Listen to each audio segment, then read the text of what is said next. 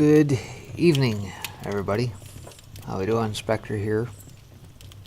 Time for a little fireside chat here on this cold evening here, January now, the 21st.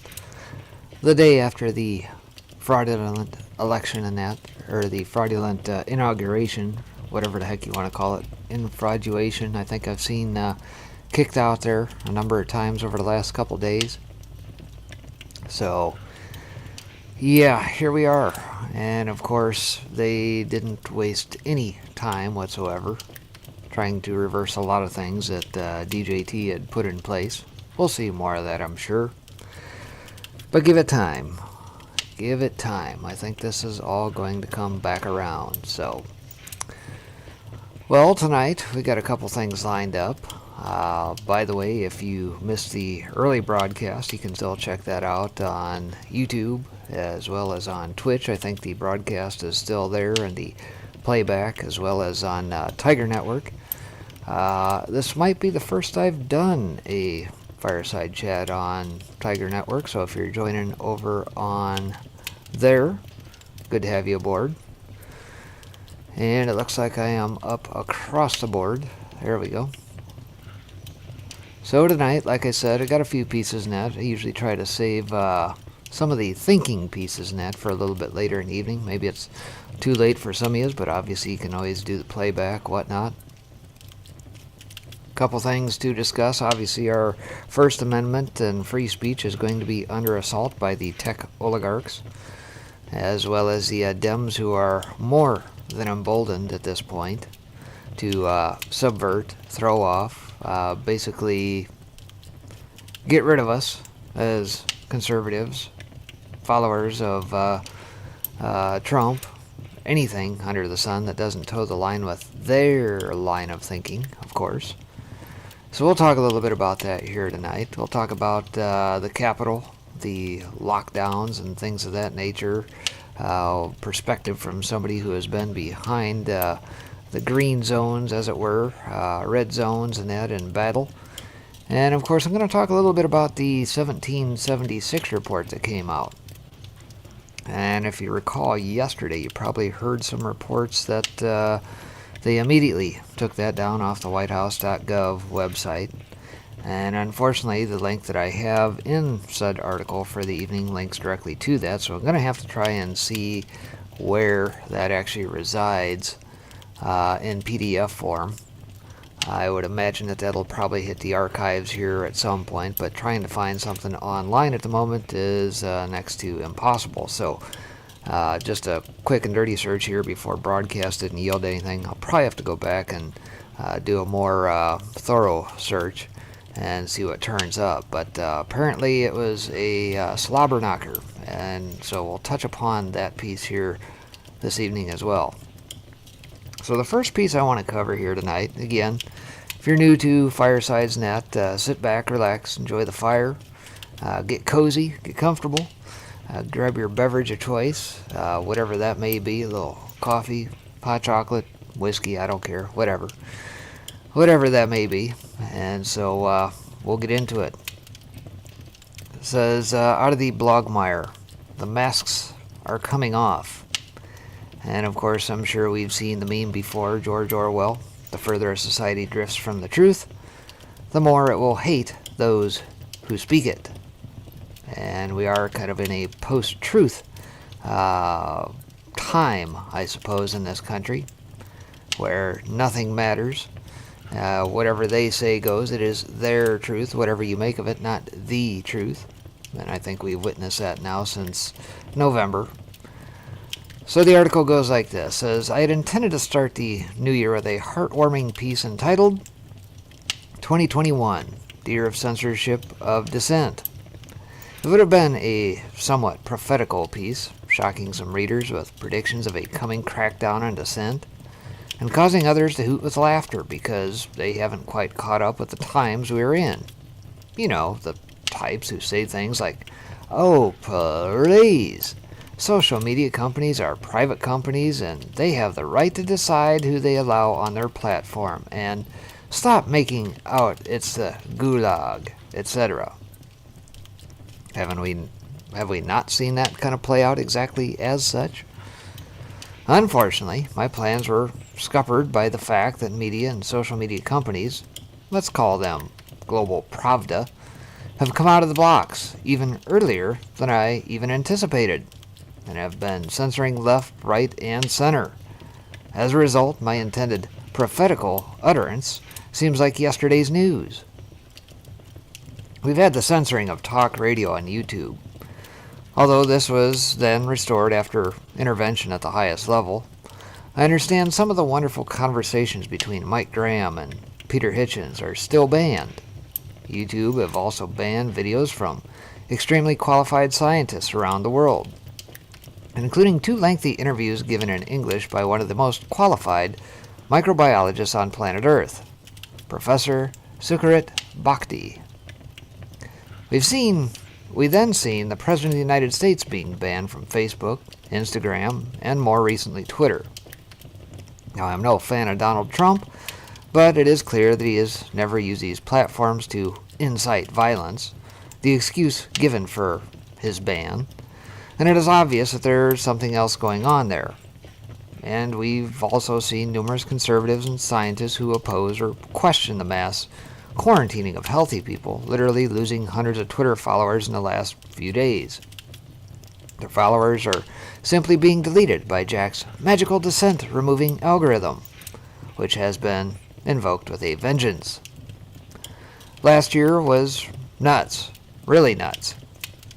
It was a year wherein the authorities managed to convince people that even though they have no symptoms of an illness and feel as right as rain, they need to go get tested for the illness they don't have, using a test that is not fit for purpose, such that they come away telling others that they have the illness they don't actually have. Imagine doing that before 2020. And of course, if you followed my piece earlier, or haven't checked it out yet, it was all about that. Digress for a second here and talk about the old RT-PCR test that they have used, and coincidentally, soon as, Biden gets in office, the World Health Organization immediately steps in and says, you know what? I think this thing is producing a lot of false positives. Well, no shit, Sherlock. Doctor, I think I have flu. Oh, really? What symptoms have you got? A cough? Achiness? Oh, no, I feel perfectly well. No symptoms whatsoever. Then, what makes you think you've got the flu? I just think I might have it. Can I have a test? And so the story goes, right? I imagine you'd have been laughed out of the surgery. Yet, not only is this what people have been doing for over 9 months, but we've been told that people who aren't ill need to be placed in quarantine and cover the respiratory passages with a piece of cloth, lest they spread the illness they don't have to others. It's quite mad, but we can at least comfort ourselves that it will be a source of amusement for our descendants. It makes me quite nostalgic for the past. Well, 2009 anyway. Back then, when certain folks were trying to ramp up the fear and hysteria over the H1N1 swine flu outbreak, one Neil Ferguson prophesying 65,000 deaths in Britain, and Mexico announced a shutdown of much of its society for a time. The then Director General of the World Health Organization, Dr. Margaret Chan, appealed for calm. In this regard, let me make a strong plea to countries to refrain from introducing measures that are economically and socially disruptive, yet have no scientific justification and bring no clear public health benefit. Rational responses are always best. They are all the more important at a time of economic downturn. And mind you, who was in office back in 2009? Remind me again? Oh, that's right, 44. Yet, despite 2020 craziness, it doesn't seem like it will hold a candle to 2021. If the first week or so is any barometer, it may be that 2020 was just the trailer, or the warm-up act for the real thing. We've already seen the chief medical advisor telling people who don't have an illness to act as if they do have an illness. We've already seen the rollout of a vaccine, the study for which is not due to be completed until on the 27th of January, 2023. And we've already seen international organizations telling us that restrictions are likely to continue for the foreseeable future. Salvation by vaccine notwithstanding, although those of us who have followed things carefully knew this anyway. Yet, the real story of 2021, if anyone is allowed to tell it, is likely to be mass censorship. What we are already seeing is, ironically, an unmasking. If 2020 was a year in which people put their masks on, 2021 is already shaping up to be the year when the globalist and global pravda really takes theirs off. They are really going for it, blatantly censoring dissent, brazenly deplatforming alternative views, and shamelessly using technology to ensure that reasoned, fact-based challenges to establishment narratives are silenced. It is ugly, it's sinister, and it's menacing. And unless you are someone who longs to live in a more totalitarian state, you need to get wise to it now. You need to pray against it now. And you need to fight against it now. The masks are coming off, and freedom is being crushed. Choose which side you want to stand on. So a nice little opening piece out of the Blogmire. I've read some of their articles in the past. They always have some insightful stuff. But yeah, very, very interesting. And you guys are pretty quiet out in chat, so we shall continue on. There we go. All right. We got a few of you guys out there. That being said, let's get into the one out of Off Guardian. Still along the same lines on free speech. This come out here in the last day or so. And along those same lines, MSM calls for new definition of free speech. New buzzwords in the mainstream media bubble spell trouble for those outside it. Piece by Kit Knightley. So part of the main duty of Off Guardian is to troll through the masses of media output and try and pick up patterns. Sometimes the patterns are subtle, a gentle urging behind the paragraphs. Sometimes they're more like a sledgehammer to the face. This has been Facehammer Week. In fact, it's been a Facehammer year. From Flatten the Curve to the New Normal to the Great Reset, it's not been hard to spot the messaging going on since the start of the pandemic. And that distinct lack of disguise has carried over into other topics too. We pointed out, a few days ago, the sudden overuse of the phrase, quote-unquote, domestic terrorism, preparing for us for what is, almost certainly, going to be a truly horrendous piece of new legislation once Biden is in office. Well, the buzz phrase doing the rounds in the wake of Donald Trump being banned from the internet is the new definition of free speech, and variations on that theme. Firstly, and papers on both sides of the Atlantic want to be very clear about this. Donald Trump being banned simultaneously from every major social network is not in any way inhibiting his free speech. Indeed, none of the tens of thousands of people banned from Twitter et al. Have had their free speech infringed either. Neither have any of the proprietors or users of the Parler app, which the tech giants bullied out of existence. Free speech is totally intact, no matter how many people are banned or deplatformed. The media all agree on that, even the alleged pro-free speech think tanks. They also agree that maybe it shouldn't be. Maybe, quote-unquote, free speech is too dangerous in our modern era and needs a new definition. That's what Ian Dunt, writing in politics.co.uk, thinks, anyway, arguing it's time to have a, quote, grown-up debate about free speech. The Financial Times agrees, asking about the limits of free speech in the internet era.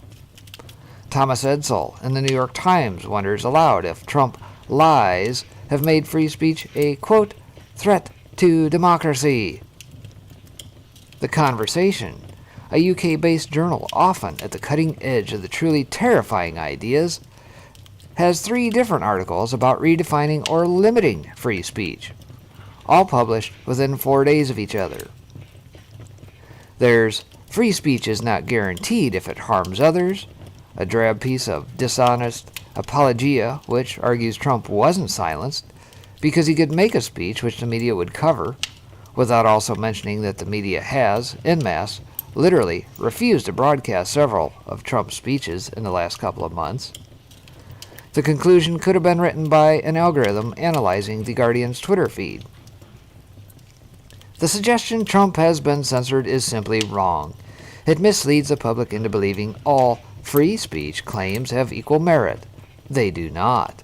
We must work to ensure harmful speech is regulated in order to ensure broad participation in the public discourse that is essential to our lives and to our democracy. Oh, and I digress.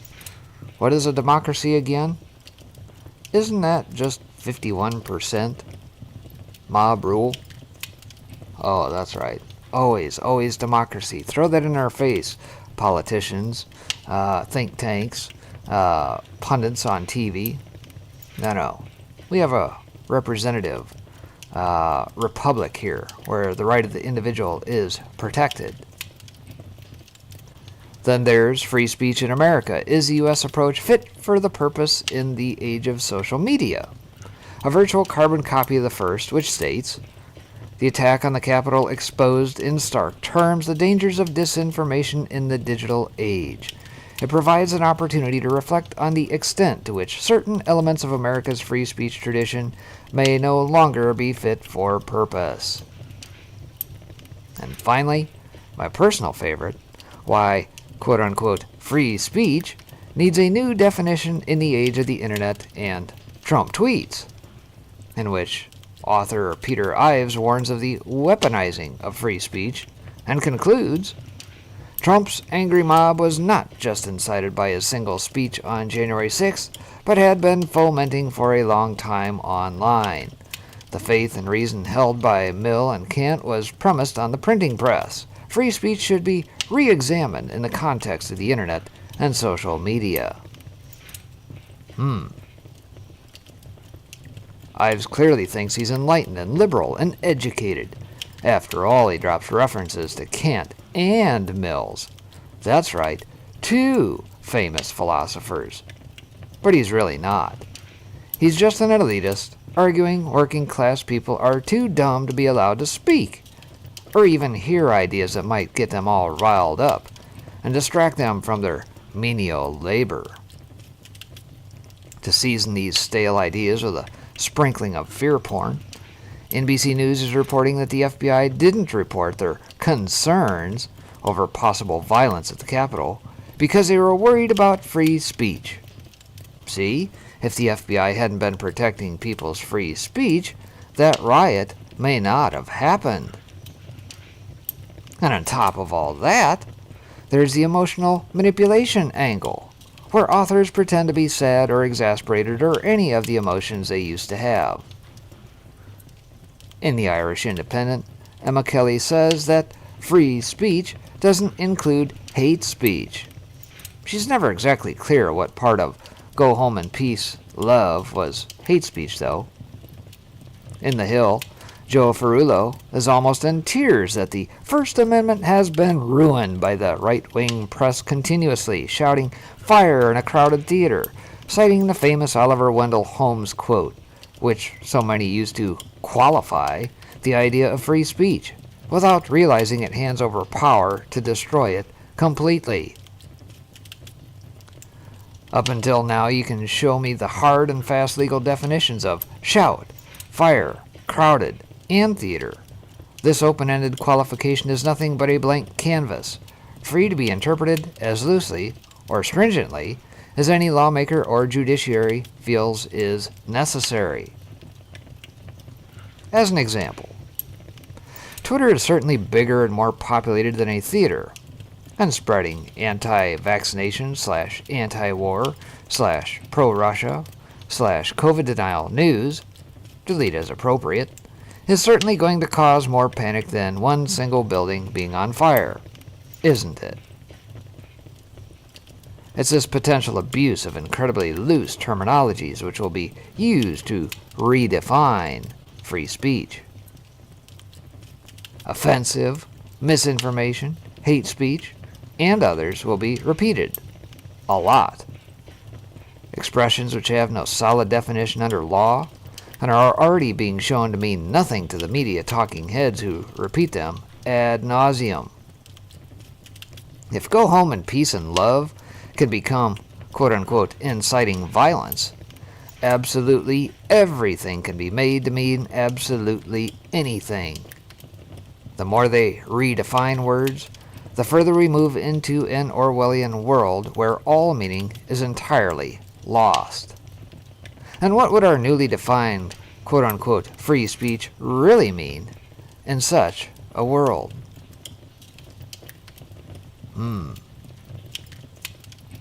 Very good question. Thinking back to 1984, right? You got Winston sitting there at his little station, rewriting history as it goes, right? A little piece of paper comes in, takes a look at the piece going out. Nope, can't use that word. Send it back through the tube for a little edit, and away you go.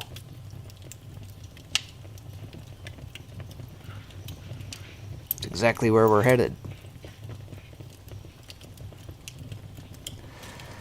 Nonetheless, carrying on, switching gears a little bit here. I get to a piece out of the Saker blog. Pepe Escobar has this as Baghdad on the Potomac. Welcome to the Blue Zone. And of course we still have the occupation around the Capitol at the moment. Fences, blue, red, green zones, checkpoints, IDs to get in and out, all that good stuff still. I think that's supposed to go on until about the 23rd if I'm not mistaken. See if that gets extended. 25,000 troops all around. So the article says, the season opening of the Joe and Cami regime change show could not be a more appropriate room full of mirrors reflecting the self-described U.S. political elite. During the 2000s, I came face to face with Baghdad's green zone multiple times. I always stayed and worked in the hyper-volatile red zone, as you may check in my 2007 book, Red Zone Blues. We knew then that blowback would be inevitable. But still, we could never have imagined such a graphic simulacrum, the green zone fully replicated in the heart of Imperial D.C., complete with walls, barbed wire, multiple checkpoints, heavily armed guards. That is even more significant because it ends a full New World Order geopolitical cycle. The Empire started bombing and cluster bombing Iraq 30 years ago. Desert Storm was launched on January 17th, 1991. The Blue Zone is now protected by a massive 26,000 plus troop surge, way more than Afghanistan and Iraq combined. The Forever Wars, which you may now relive through my archives, have come back full circle. Just like an ordinary Iraqi was not allowed inside the green zone, no ordinary American is allowed inside the blue zone. Just like the green zone, those inside the blue zone represent none other than themselves. And just like the green zone, those inside the blue zone are viewed by half of the population in the red zone as an occupying force. Only satire is capable of doing poetic justice to what is, de facto, the Potemkin inauguration of a hologram. So welcome to the most popular president in history inaugurated in secret and fearful of his own fake Praetorian Guard. The global South has seen this grisly show before, in endless reruns, but never as a homegrown Hollywood flick. When in doubt, blame China. Meanwhile, trapped inside the blue zone, the White House has been busy compiling an interminable list of accomplishments. Multitudes will go berserk, reliving the appalling foreign policy disasters, courtesy of American psycho Mike Pompeo, debunking the official narrative partially or as a whole, and even agreeing with the odd accomplishment. Yet close attention should be paid to a key item: colossal rebuilding of the military. This is what is going to play a key role beyond January 20th, as General Flynn has been extremely busy showing evidence to the military at all levels of how compromised is the new hologram in chief. And then there's the rolling, never-ending November 3rd drama. Blame should be duly apportioned. Impeachment, digital witch hunts, rounding up quote-unquote domestic terrorists. That is not enough. Foreign interference is a must. Even Director of National Intelligence John Ratcliffe adamantly stating that the People's Republic of China sought to influence the 2020 U.S. federal elections. Ratcliffe is referring to a report sent to Congress on January 7th by the DNI's Chief of the Solutions Division, or Analytical Ombudsman, Barry Zuloff, side by side with an assessment about foreign interference. A legitimate question is why it took them so long to finish this report. And it gets wackier. The full intel on the report about being foreign interference was scotched by none other than CIA higher-ups. The Ombudsman states that the groups of analysts working on Russian and Chinese interference used different standards. Russia, of course, was guilty from the start. A categorical imperative. China had the benefit of the doubt. Ratcliffe actually states that some analysts refused to blame Beijing for election interference because they were, what else? Never Trumpers. So, Langley, we've got a problem. Pompeius, we lie, we cheat, we steal, minimus, is CIA. He qualifies the Chinese Communist Party as the greatest evil in the history of mankind. How would he not influence his minions to produce, by any means necessary, any instance of Chinese election interference? At the same time, for the damn deep state faction, Russia is perpetually guilty of whatever. This rift inside the deep state room full of mirrors delightfully reverberates the blue zone, red zone schism.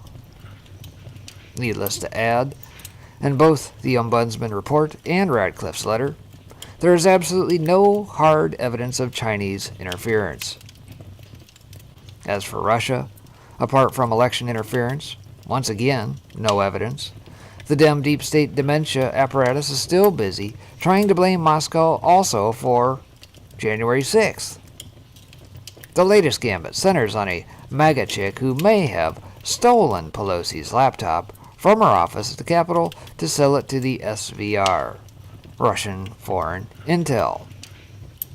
The whole global South, Baghdad's green zone included, just can't get enough of the greatest show on earth. Do they sell bananas in the blue zone?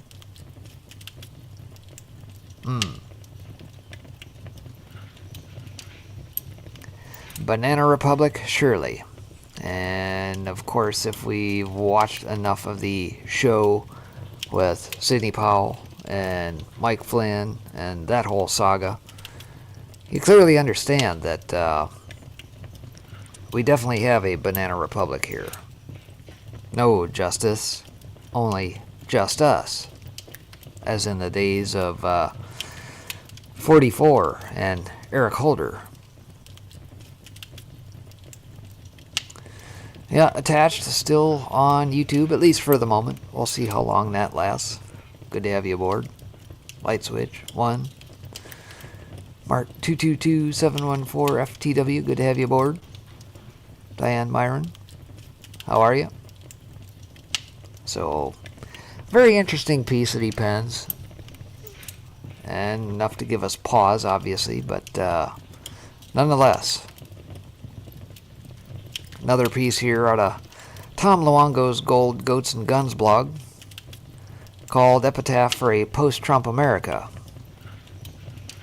I've read a number of Tom's pieces in the past. They're usually pretty good.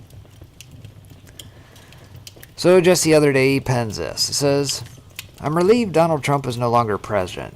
In fact, I'm downright ecstatic. This is the best I've felt in weeks. Trump was 4 years of faint hope, failed promises, and false narratives. Oh, don't get me wrong. He was also entertaining as hell. Did many things I fundamentally agreed with and accelerated the collapse of the biggest, most corrupt organization ever created in human history. He made a mockery of the media, stood tall until the final days of his presidency against a self-congratulatory bureaucracy, and forced out into the open the depths of the depravity of our ruling class. I friggin' love that guy for that. But I'm also over it. It's time to move on." And mind you, folks, these aren't my words. This is in the words of Tom Luongo. Today, I feel no nostalgia for Trump or America 1.0. I refuse to go into the same hysterical theatrics the left did 4 years ago. Biden's the president. The restoration is complete. He was selected no different than every president other than Trump since Reagan. I have as much emotion for him as I had for Bush the Lesser, Clinton the Rapist, or Obama the Enigma. He's just a placeholder for a system I no longer have an affinity for. Trump always represented a big 2 fingers up to that system, which too many conservatives helped Trump prop up for 4 years. One of my patrons posted a stray thought in our community on Slack that summed things up perfectly. It goes on to state, says, "Just think if Trump had won fairly and the steal hadn't happened. We'd have had another 4 inept years of placeholding and false hope. What a godsend that the steal happened, as it has decoupled the people from the political establishments and freed them. Okay, so the Great Reset's happening, but who cares? Everybody knows about it. Necessity is the mother of intervention, and as long as people feel free, then they aren't free. That's how it's worked up until now. The decoupling had to happen, somehow. And perhaps maybe that was the point, right? POTUS did indeed have to be out of office for everything to go down and be exposed. And boy, howdy has it. This is a law of unintended consequences writ large. Today should be looked at with relief for the clarity of vision we have for the future. It will suck, but at least there is symmetry. In the end, they stole the election to regain control, and doing so set the stage for a wholesale rejection of their authority. Too many conservatives still believed in the myth of America. That should stop today. The lead-up to the inauguration, with all of the pearl-clutching, troop movements, breathless headline portending a violent assault on the Capitol, was the height of political theater. And they know this. There's no putting the genie back in the bottle. This is a picture that encapsulates everything wrong with post-Trump America. Symbols of America, but no Americans. And of course, the picture he highlights here is what was on the National Mall yesterday. Rather than people being out in a field, we have a bunch of Chinese-made American flags. Military and PALs everywhere, but no government giving their consent. Image systems matter, folks, and the world is watching the U.S. transition from a republic into an autocracy. I guess Gil Scott-Heron was wrong. The revolution will be televised after all. The 2 weeks since the staged assault on the Capitol saw Trump pile-driven in the ground by a vengeful GOP leadership while obviously having his arm twisted behind the scenes. People who should know better can't see through their own coping. He highlights Glenn Greenwald's tweet here says, Trump left the White House about as weak, cucked, and submissive as it is possible for a grown adult to scamper away. Well, I guess we'll have to see about that, won't we? What did they think Trust Fund Donald was going to do? Fall on his sword for a whistleblower/journalist? Trump is, after all, still just Trump. This was the plan. Trump needed to finally be defeated. His followers humiliated. There was never going to be an Assange pardon. There was never going to be a big declassification. He was never allowed to burn the place down. If any of that was going to happen, it would have happened ages ago. And this is why I'm happy Trump is gone, because did you really want to live through another 4 years of pathetic virtue signaling, bureaucratic inertia, media lies, and shameful pandering? No. Today the collapse of the U.S. will be on the watch of the people who orchestrated it. It won't have the consent of a majority of the people. But if we were really honest with ourselves, that's how it was under Obama, Bush, the Lesser, and Clinton. Trump was a guy who made things interesting, but he also ensured we would be disabused of any notion of dissidence. Today is the day Trump supporters can finally grow up. He wasn't Orange Man. He wasn't Orange Jesus sent to save America from itself. There was never a plan. Trump was just a guy in over his head doing something no president did since Calvin Coolidge, giving a shit about what America means for Americans. That's why he had to be destroyed, and that's why we ultimately have to put him behind us. As the U.S. sinks and what's left of the legal protections we've enjoyed are taken away under the guise of quote-unquote domestic terrorism, we are also, strangely, free. That's why I'm ecstatic a man more fit for Andrew Cuomo's COVID death parlors is president today, rather than Trump. Everyone's eyes are now open. A fungus is president. Absent the false hope of Trump people are now free to conclude what I always have. Politics got us into this. Politics will not get us out. We can finally put the childish red versus blue behind us. That false duality is gone. The GOP is dead. The Democrats are ready to knife each other, climbing to the pinnacle. They both hate us. The Capitol knows it's under siege, not from right-wing militias and neo-Nazis, but from their own fear of our not feeling anything for them anymore. Except maybe pity. So raise a glass to Trump. Wish him well. Accept his limitations. The empire is back with a vengeance. The brave new post-Trump world is here. And that has never been a more exhilarating thought. Interesting piece, right? In some ways he's right. In other ways I think he's probably out in left field. And I think I've stated that in times past covering some of Tom's articles. And, of course, everybody's entitled to their opinions. But I put them out there nonetheless. Whether they be in line with my thinking or anybody else's, I think they're still worth reading and putting out there. Of course, many of us know that we've had a little bit of an inside scoop. Time will tell if all things are going to come to pass, whether they be prophetic in nature or not. We'll have to see. And then we're going to see a lot of folks with some egg on their face. Maybe that's us for a short period. I don't know. We'll see.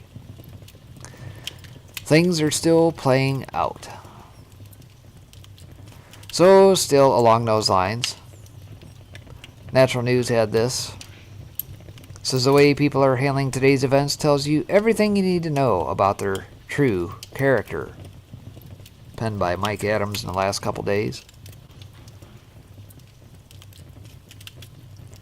Says it's truly fascinating. Many patriots, upon seeing Joe Biden sworn in on TV, nothing but a theatrical production, of course, have lost their minds and surrendered to defeat. And I'll pause right there real quick. You notice something common amongst a lot of these articles? the use of theatrical production. What does that sound an awful lot like? Are we watching a movie? What makes a great movie? Great actors. Now, they had hoped that military arrests of Biden would occur on their desired schedule, because if the timing of the world doesn't match their expectations, they have a fit. Oh, ye of little faith, is patience no longer a virtue? I've seen freedom-oriented people unleashing vicious attacks today against SGT Report, X22 Report, Red Pill 78, Scott McKay, and others. This is entirely undeserved, as all those channels are run by good faith people who have consistently done their level best to be transparent and honest in offering their informed views of where things are going. The lashing out against well-meaning people only reveals the emotional immaturity of those doing the lashing. It shows they were always weak and never really had the spine to hold the line in the first place. Sort of like Jeff Sessions or Mitch McConnell. The real patriots still fighting for America have no use for such weak-spirited individuals. Oh, that might be a little bit convicting. I hope that was none of you guys. But yes, there was a bit of despondency and despair yesterday as things went down, and the vitriol, even from the good side. It's rather sad to watch, frankly. The real fight for America begins now.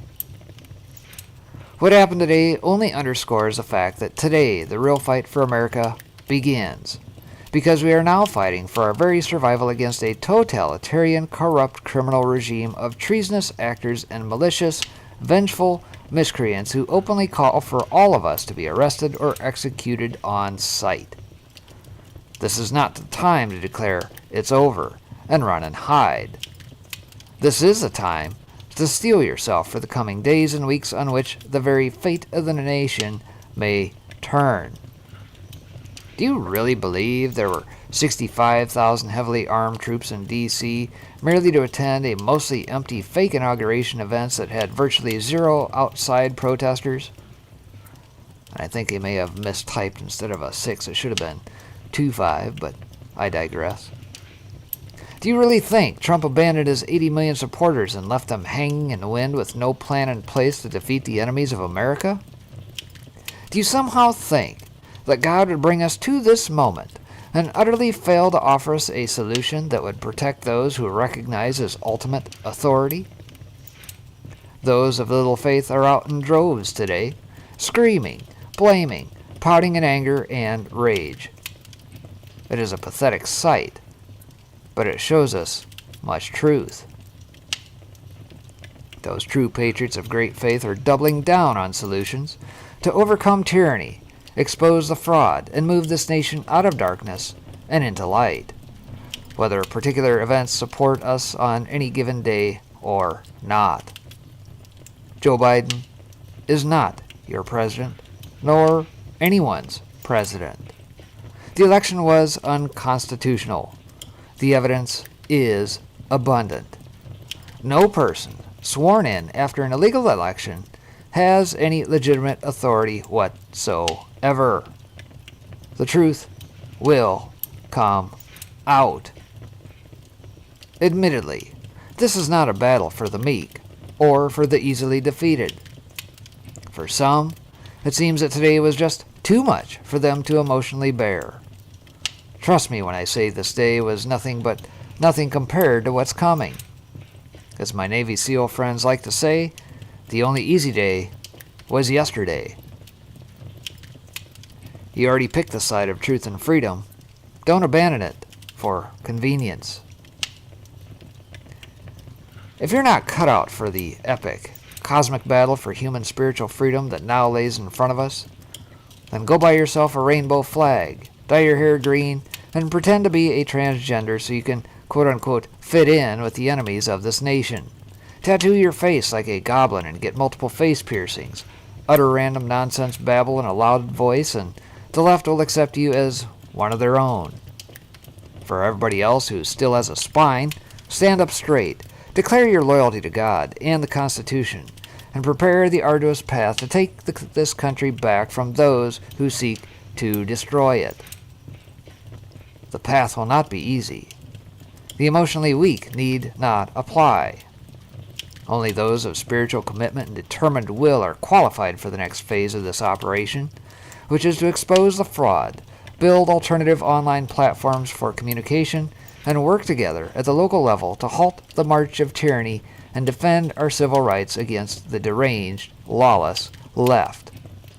And yes, the military still has the option to invoke temporary military authority in the face of overwhelming proof of acts of warfare committed by Communist China against this nation with the aid of Democrats and election fraudsters.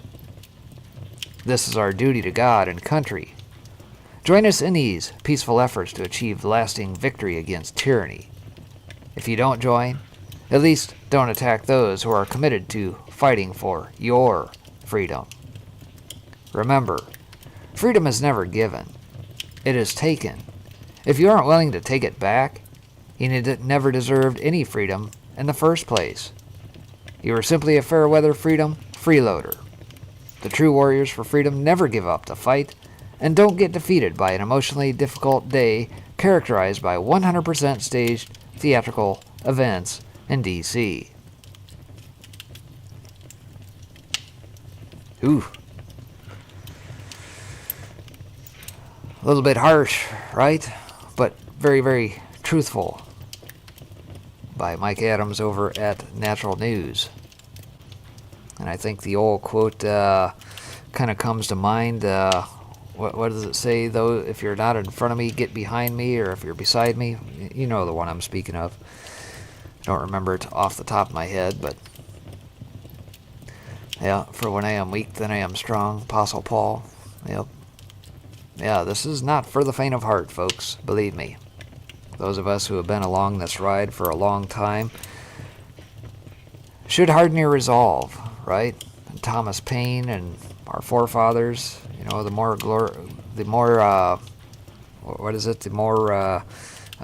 not dangerous the battle, but the more hard fought the battle, the more glorious the triumph, I think is the quote.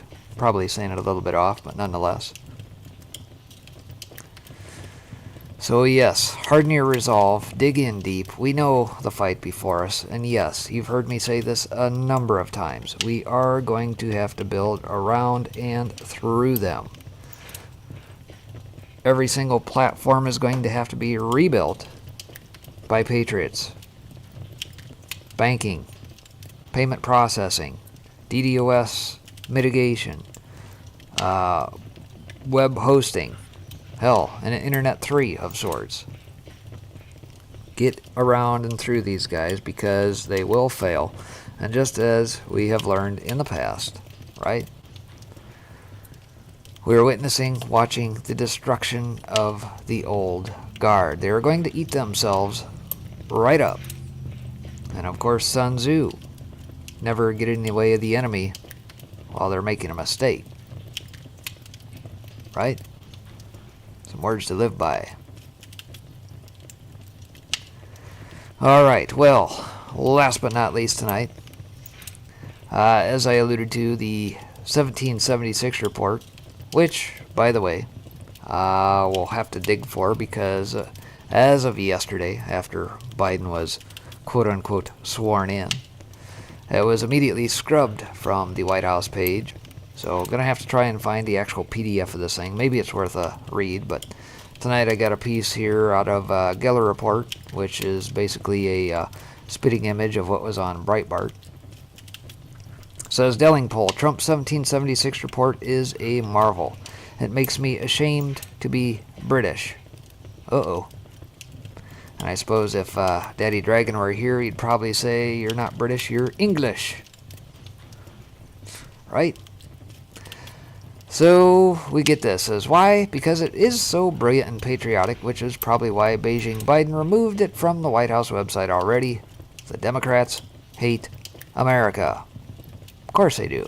They want to rebuild it in their image. You got to burn it to the ground. You got to go scorched earth policy and remake it in their image, right? The 1776 report, produced by President Trump's advisory 1776 Commission, is a thing of such beauty, dignity, and scholarship that it makes me wish I were American, not British. And again, this by James Dellingpole out of Breitbart News the other day. It says, if you haven't read it, you should. You'll find it here. And of course, that link is already scrubbed, as I alluded to, so we'll have to find another one, and I'll put it out on Gab once I do, if you're following me there. It says it explains to Americans why their country is special, why the Republic is so unusual and cherishable, how the Declaration of Independence and the Constitution came about, and why it is so important that they should be honored. Then it goes on to outline the task of national renewal that lies ahead, taking in the role of the family, education, and reverence for the laws. Here's the part that makes me ashamed to be British. I find it utterly inconceivable that any administration in the UK would be capable of producing a document of such gravitas or wisdom. Take this bit from near the end. It says, to be an American means something noble and good. It means treasuring freedom and embracing the vitality of self-government. We are shaped by the beauty, bounty, and wildness of our continent. We are united by the glory of our history. And we are distinguished by the American virtues of openness, honesty, optimism, determination, generosity, confidence, kindness, hard work, courage, and hope. Our principles did not create these virtues, but they laid the groundwork for them to grow and spread and forge America into the most just and glorious country in all of history. Now, there's a confidence there, a pride and a clarity of purpose that you simply would not find in anything produced by Boris Johnson's flaccid regime, nor by any of its recent predecessors, except perhaps Margaret Thatcher's, nor by any of the parties currently likely to form the next government.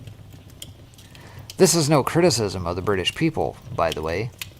Out where I live in the shires, and I'm sure equally in the towns and cities too, there's no shortage of patriotism, of enduring belief in the values which made Britain great.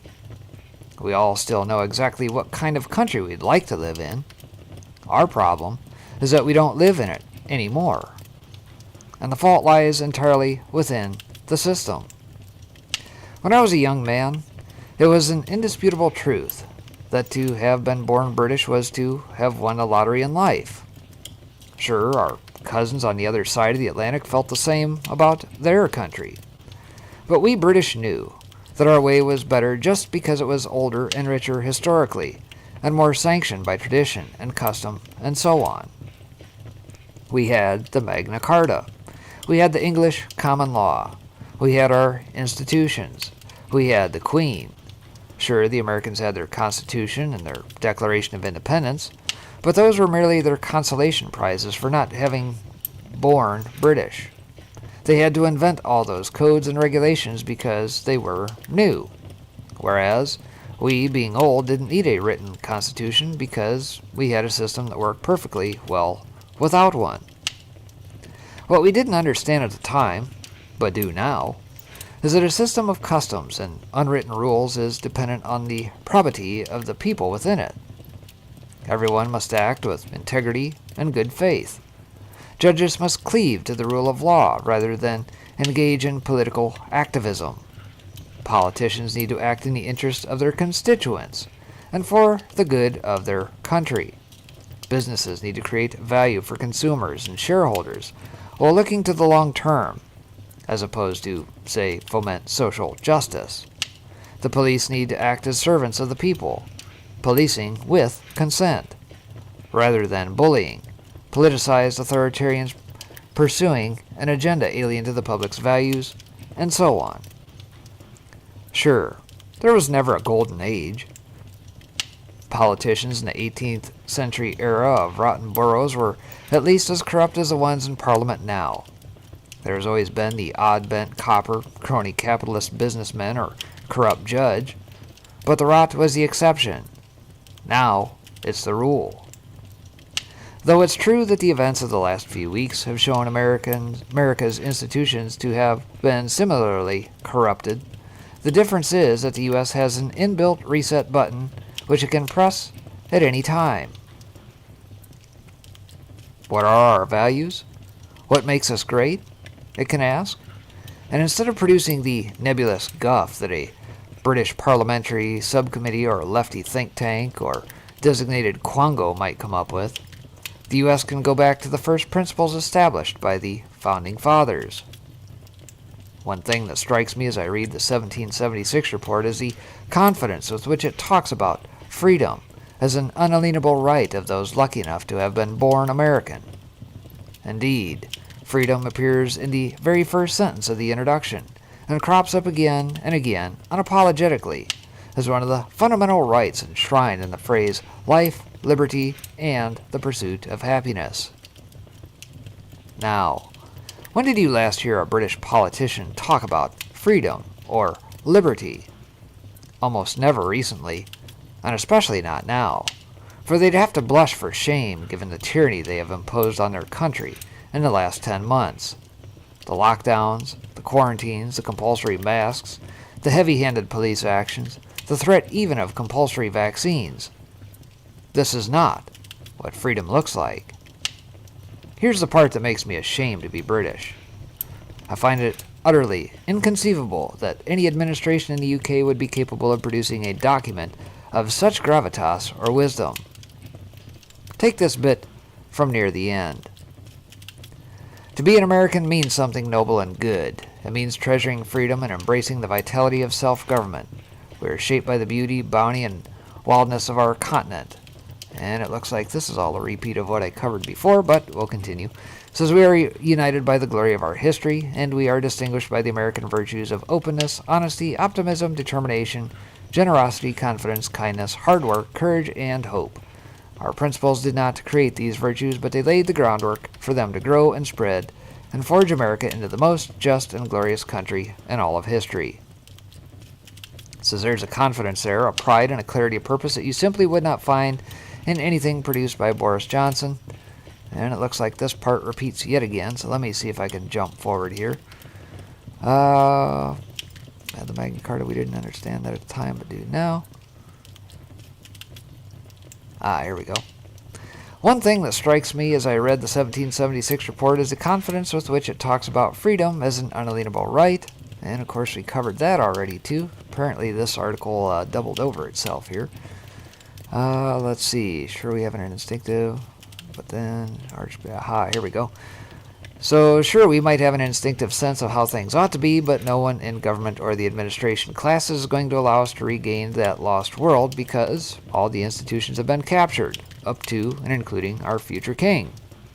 The Prince of Wales has an increasingly obvious green activist loon streak and doesn't even want the traditional title, Defender of the Faith, in effect, the Church of England, but prefers to be Defender of Faith, everything from witchcraft to the Jedi religion, presumably.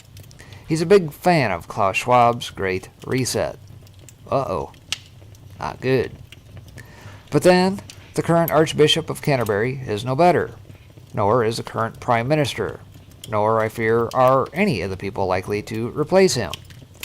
Suppose now a commission were to be established along the lines of President Trump's advisory 1776 commission. What do you think it would look like, and what would be its conclusions? Well, I'll tell you one obvious thing. No one remotely suitable for being on such a commission would be allowed anywhere near it. Historians like David Starkey and Andrew Roberts would be rejected as too right-wing and insufficiently diverse. So instead, you'd get a bunch of race-baiting hack pseudo-academics, such as you find bloviating in all the newspapers and making unwatchable revisionist documentaries for the BBC. There'd be no talk of liberty or tradition either. It would be all about nebulous qualities like tolerance and sustainability and resilience and community. Britain is lost, I fear. America still has a future.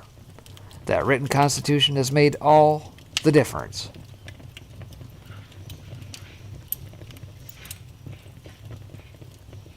Yep, there we go. That's the end of it. So, there you go. And again, I'm probably going to have to do a little digging to find where this thing got hidey-holed, since things changed over yesterday. But nonetheless, if it is, maybe we'll do a read-through of it just to see just how well it has been put together. But yeah, obviously, the folks over in the UK, the British, the English, as Daddy Dragon would probably correct me here, would probably agree. Yes, a lot of our founding documents are based on some very fundamental documents Nat put together long before the Magna Carta 1215, English Bill of Rights 1689, things of that nature. That is how our Bill of Rights came to be. So yes, it's important to understand those things. And by the way, if by chance you've ever missed any of those, head out to my archive page over on YouTube and look for the documents there. Historical docs, I think I have it under a playlist there where you can go through all of the Federalist Papers, the Constitution, Declaration of Independence, and a couple other assortments there. Brush up on history. We're going to need it. And as the Bible says, there's nothing really new underneath the sun. All of these things have been the very same things that our forefathers fought. Reading through the Federalist Papers now almost 2 years ago, it's amazing to see the challenges they had, albeit sans technology. Here we are, a couple hundred years later, fighting the very same things. It's nuts. Or as they say, history may not repeat, but it sure does rhyme. So, that's what I bring you here for the fireside this evening. I appreciate you guys tuning in, as always. And of course, a couple things to conclude with here tonight. Number one, I guess I'll go to a little scripture here. A couple of verses that have kind of come to mind as we sit in these times. Micah 7:8. Don't rejoice against me, my enemy. When I fall, I will arise. When I sit in darkness, Yahweh will be a light to me. And the next one that kind of comes to mind along those same lines, Proverbs 24:16. For a righteous man falls 7 times and rises up again, but the wicked are overthrown by calamity. Continues, says, don't rejoice when your enemy falls. Don't let your heart be glad when he is overthrown, lest Yahweh see it, and it displeases him, and he turn away his wrath from him. Don't fret yourself because of evildoers, neither be envious of the wicked. For there will be no reward to the evil man, and the lamp of the wicked shall be snuffed out. So, we're in a period of wait, folks. Be ready, head on a swivel, get prepared, and be prepared to dig in and fight. Period. That's what it amounts to. It's not for the faint of heart. Hopefully these articles, and perhaps even the Mike Adams piece, they're perhaps harsh but very truthful, may resonate with you. And so that's what I leave you with here this evening. Again, appreciate you guys tuning in, and we will see you back here real soon. Take care. God bless everybody.